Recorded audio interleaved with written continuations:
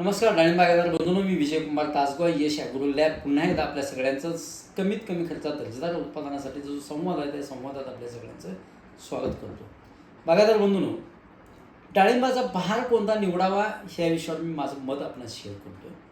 कारण बहार निवड ही सुद्धा डाळिंब उत्पादनातली अत्यंत महत्त्वाची गोष्ट आहे.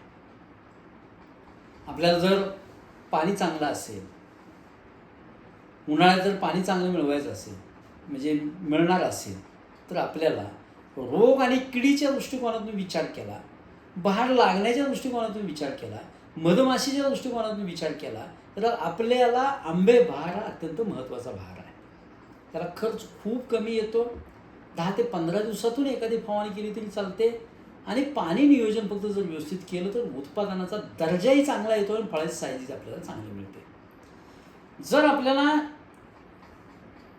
हस्तभार पकडायचा असेल तर तो आपल्याला सप्टेंबर आणि ऑक्टोबर महिन्यात पकडता येतो, पण त्यालासुद्धा शेवटच्या टप्प्यात पाणी आपल्याला चांगलं पाहिजे. हिथं मात्र आपल्याला थ्रिप्स, डाउनी, भुरी हे रोग येण्याची शक्यता मात्र जास्त असते. अळीसुद्धा आपल्याला एखाद्या वेळी डिसेंबर महिन्यातसुद्धा त्रास देण्याची शक्यता असते.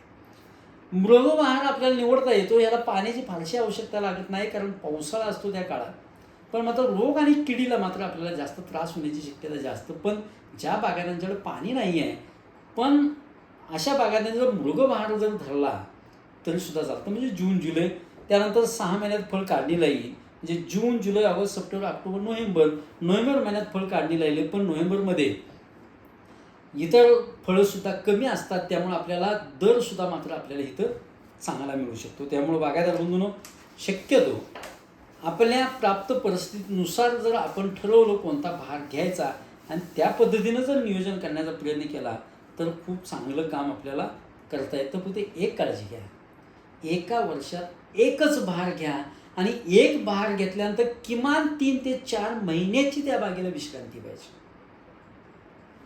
लगेच छाटलं, तुम्ही पानगळ करून घेतली, तेवढा ताण दिला, लगेच छाटलं, पानगळ केली, त्यानंतर टॉर्मेक्स लावलं तर फुटेल आणि टॉर्मेक्स फॉलो तर बाग फुटेल आणि फळंसुद्धा लागतील, पण झाडाचा ताण मात्र जास्त पडतो. मग रोग आणि किडीला ते झाड लगेच बळी पडतं, मग रोगसुद्धा जास्त लागू शकतो. ह्यासाठी किमान 3 ते 4 महिन्याची विश्रांती त्या डाळिंबाच्या बागेला द्या आणि वर्षातून एक बहार फक्त घेण्याचा प्रयत्न करा. बागायतदार बंधूंनो, सगळ्या विषयावर आपण डाळिंबाच्या चर्चा इथून पुढच्या काळात करणार आहोत. माझी विनंती आहे की चॅनल खरोखर जसं शेअर करा, सबस्क्राईब करा, आवडला तर नक्की लाईकही करा. धन्यवाद.